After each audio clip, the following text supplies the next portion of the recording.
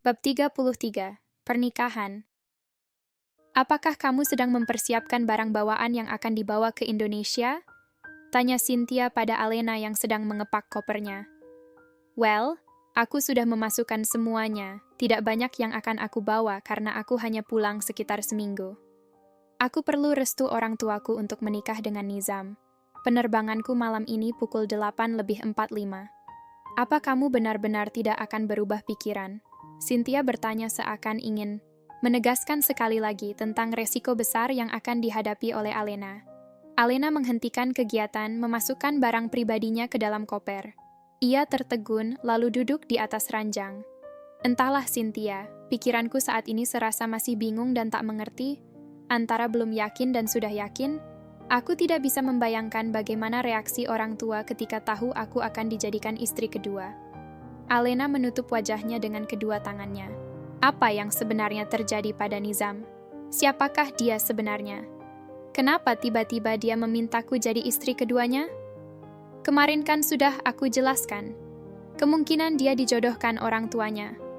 Alena, sekarang yang harus dipikirkan adalah kapan Nizam akan datang melamar ke orang tuamu, kapan pernikahan akan diadakan. Kalau sudah menikah kalian mau tinggal di mana? Alena malah termenung, lalu menggelengkan kepalanya dengan lemah. Aku pikir kamu jangan pulang ke Indonesia dulu. Tunggu konfirmasi yang jelas dulu dari Nizam, agar kamu bisa menjelaskan pada orang tuamu dengan jelas. Alena berdiri dari duduknya lalu ia mondar-mandir di kamarnya dengan resah. Di telepon sangat jelas Nizam mengatakan bahwa ia akan menikahinya minggu-minggu ini. Ia seperti mau pecah. Bagaimana ia harus menjelaskan pada orang tuanya nanti? Benar kata Cynthia, ia harus menunggu dulu kedatangan Nizam. Alena menutup kopernya, lalu ia menurunkannya dari atas ranjang. Ia duduk di pinggir ranjang, kemudian menghempaskan tubuhnya ke atas ranjang, hingga ia terlentang dengan kaki menjuntai ke bawah ranjang. Coba kamu telepon lagi. Kapan dia akan pulang ke Amerika untuk memberikan konfirmasi? Cynthia mendesak Alena untuk menelpon Nizam. Aku sudah mencoba untuk menghubunginya, tapi dia belum juga menjawabnya. Aku benar-benar bingung. Maka dari itulah kamu harus yakin dulu. Siapa dia sebenarnya? Siapa orang tuanya? Kapan dia akan menemui orang tuamu? Kapan pernikahan akan dilangsungkan? Setelah menikah, kalian akan tinggal di mana? Kamu harus pastikan itu semua sebelum menemui orang tuamu. Alena kembali terdiam. Ia mengakui bahwa kata-kata dari Cynthia adalah benar. Sangat tidak mungkin ia sekarang pulang ke rumah, dan tiba-tiba berkata bahwa ia akan menikah, dan ia juga hanya akan dijadikan istri kedua. Jangan-jangan ayahnya akan membunuhnya. Ia teringat sebelum pergi ayahnya berkata bahwa ia harus segera menyelesaikan kuliahnya, lalu pulang ke Indonesia, dan memegang perusahaan ayahnya di Surabaya, sambil melanjutkan kuliah di universitas yang ada di Surabaya. Kalau seandainya ia sekarang tiba-tiba pulang dan bilang akan menikah dengan seseorang yang belum jelas asal-usulnya, bahkan keberadaannya tidak tahu ada di mana, apa yang akan terjadi nanti? Tiba-tiba, Alena mengkerut. Cynthia, apa mungkin nanti aku akan dibunuh oleh ayahku? Terbayang wajah ayahnya, yang merupakan pengusaha batu bara itu sedikit galak, dan ibunya yang juga pengusaha yang memiliki beberapa supermarket di kota-kota besar Indonesia, itu mungkin akan histeris mendengar anaknya akan dimadu. Anak semata wayang calon pewaris kekayaan mereka akan dijadikan istri kedua dari orang yang bukan berasal dari negara yang sama dengan mereka. Itulah Alena, tolong pikirkan lagi dengan suasana yang tenang, pikiran yang jernih mumpung masih ada waktu dan belum terlanjur menikah. Alena, kamu bukan berasal dari keluarga biasa, kamu adalah tumpuan dari kedua orang tuamu untuk meneruskan perusahaan mereka. Aku sangat yakin mereka tidak akan sembarangan mengizinkanmu untuk menikah dengan sembarangan orang. Nizam sampai sekarang masih misterius. Sampai sekarang ia belum menjelaskan siapa dia sebenarnya.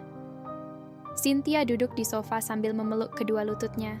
Alena terus mondar-mandir di kamarnya. Semangatnya yang membumbung tinggi kini seperti layang-layang yang putus, lalu terhempas oleh angin. Melayang jauh sebelum akhirnya jatuh ke bawah. Argh! Alena berteriak meluapkan perasaan. Ia melemparkan bantal ke lemari bukunya.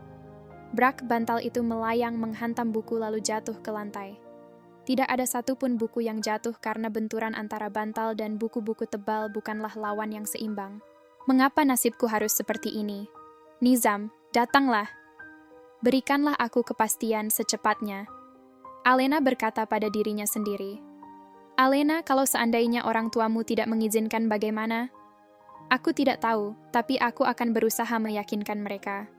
Atau, aku juga mungkin akan meminta Nizam untuk tinggal di Indonesia, mengelola perusahaanku sehingga orang tuaku mungkin akan menyetujui pernikahan kami. Mata Alena berbinar seakan ia mendapatkan suatu jalan bagi pemecahannya. Cynthia mengangguk-anggukan kepalanya. Alena tersenyum, ia benar-benar merasa mendapatkan ide cemerlang. Tapi wajah Cynthia tidak menunjukkan tanda-tanda ikut bahagia dengan ide cemerlang Alena. Terus maksud kamu, istri pertamanya juga akan dibawa ke Indonesia. Lalu kalian hidup berbahagia bersama selamanya? Cynthia berkata sambil mengangkat bahunya dan kata-kata itu terdengar seperti suatu ironi. Wajah cerah Alena langsung berubah menjadi muram kembali, manakala menyadari perkataan sahabatnya itu. Ia lalu duduk di sofa mengambil segelas air putih dan meneguknya sekali teguk membasahi kerongkongannya yang terasa kering. Alena, kenapa kamu hendak pergi dari zona nyaman menuju zona yang belum jelas apakah akan memberikan kenyamanan atau tidak bagimu? Alena, dengan kekayaan dari orang tuamu dan cinta dari suamimu nanti, maka sebenarnya kebahagiaan sudah diambang mata. Tidak. Selamanya hidup harus selalu menurutkan pada perasaan cinta semata. Kalau sampai besok Nizam masih belum memberikan penjelasan secara detail kepadamu, maka berikanlah keputusanmu. Janganlah menyiksa dirimu secara terus-menerus. Alena menghela nafas panjang. Ada beban besar yang menghimpitnya. Ia berusaha mengosongkan pikirannya, berpikir secara mendalam. Langkah apa yang harus ia lakukan? Ada kemungkinan terburuk yang akan menghadang mereka, di mana mereka akan tinggal, di Azura atau di Indonesia. Jika di Indonesia, di mana istri pertama Nizam akan tinggal. Kalau di Indonesia, maka hal itu merupakan suatu kemustahilan. Kalau tetap di Azura, lalu di mana Nizam akan tinggal? Bersamanya di Indonesia, atau bersama istri pertamanya di Azura. Nizamku, Mai Nizam, segera berikan aku penjelasan.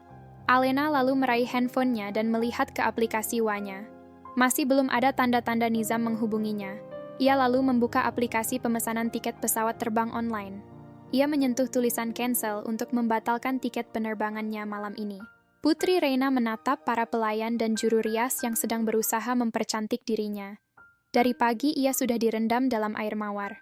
Rambutnya dicuci, dicerai ambat dan diratus wewangian yang memabukkan. Tubuhnya dilulur dengan madu dan susu. Kulitnya yang seputih pualam nampak semakin bersinar.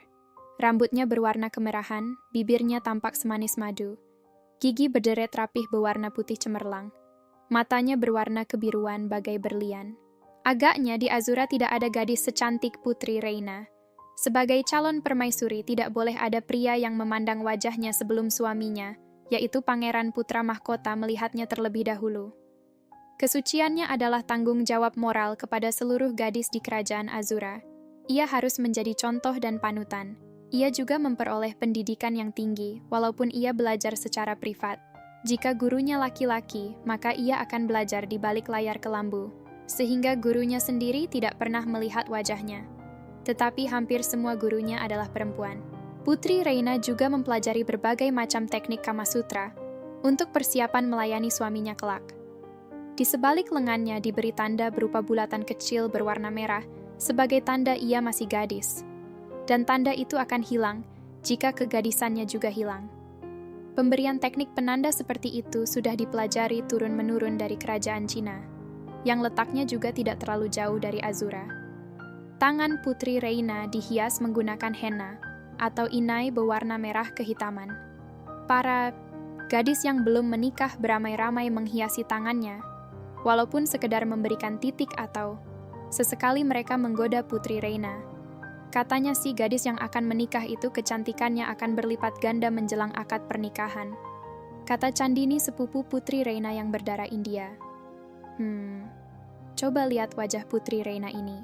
Bagaikan bulan purnama sangat cantik dan bersinar. Aku berani taruhan Pangeran Nizam akan langsung jatuh cinta pada pandangan pertama. Hanifah menyambut kata-kata Chandini. Putri Reina tidak akan pernah dilepaskan dari dekapannya. Aliyah tertawa cantik. Kita tunggu saja di depan kamar pengantin bersama Ratu Sabrina dan para pelayan. Kita akan mendengar bagaimana Pangeran Nizam mengambil mahkota Putri Reina. Pastinya akan jadi malam pengantin yang paling menarik di seluruh malam pengantin yang pernah ada di kerajaan kita. Chandini menatap Putri Reina yang semakin memerah malu. Ya. Coba lihat kuku tangannya juga sudah dipotong. Karena kalau tidak dipotong bisa-bisa tubuh Pangeran Nizam akan habis dicakarnya. Katanya si konon juga. Malam pertama itu sangat menyakitkan. Siap-siap saja kita mendengar Putri Reina berteriak dan mengamuk. Ha. Hanifah sengaja menakut-nakuti Putri Reina. Putri Reina hanya tersenyum mendengar candaan dari teman dan saudara-saudaranya. Tentu saja ia sudah mempelajari bagaimana melayani suaminya di malam pertama. Di kerajaan Azura malam pertama juga adalah malam yang menentukan apakah si istri itu layak hidup atau tidak.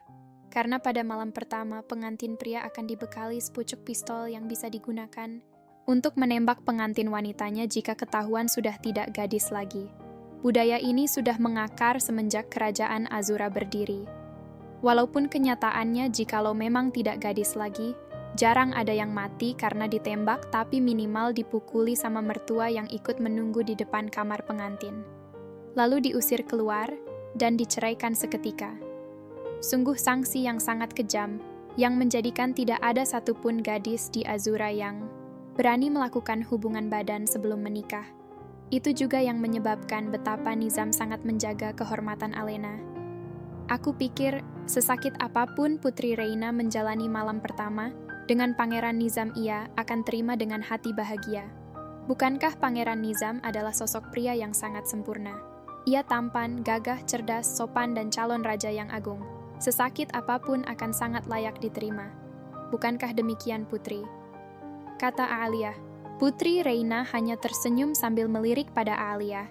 Ayolah Putri Reina, katakan sesuatu, jangan hanya diam dan tersenyum. Beritahu kami bagaimana perasaanmu.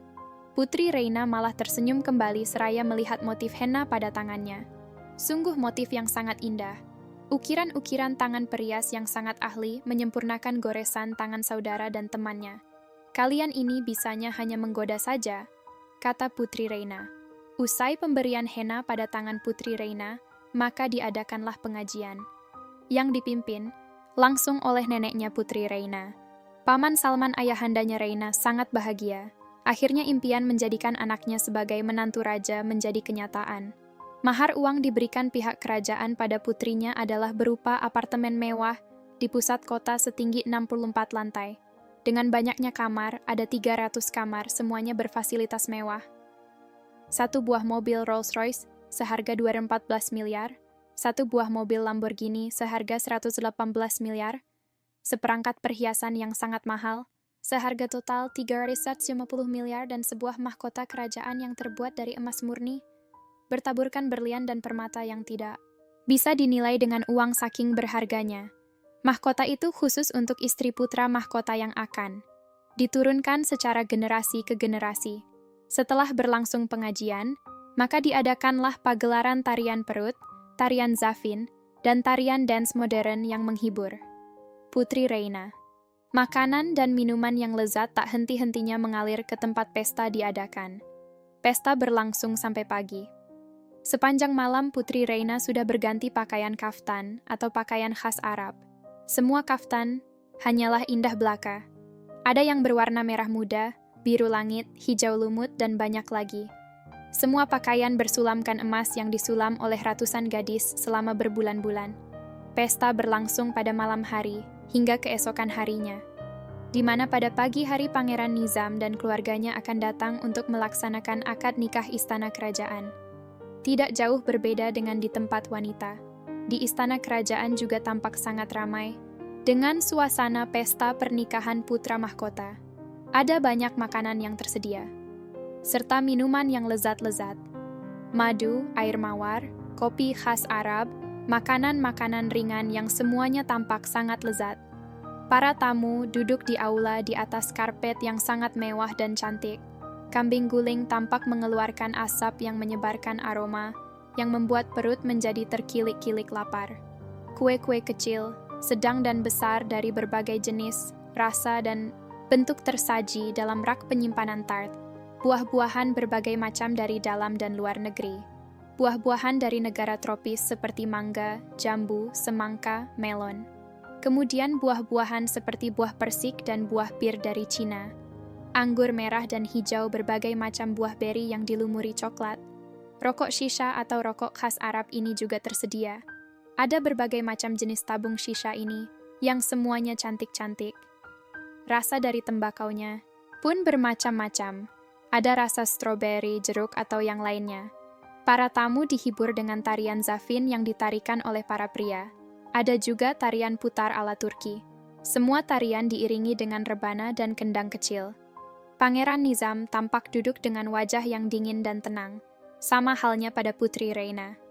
Para saudara dan temannya juga menggoda Pangeran Nizam.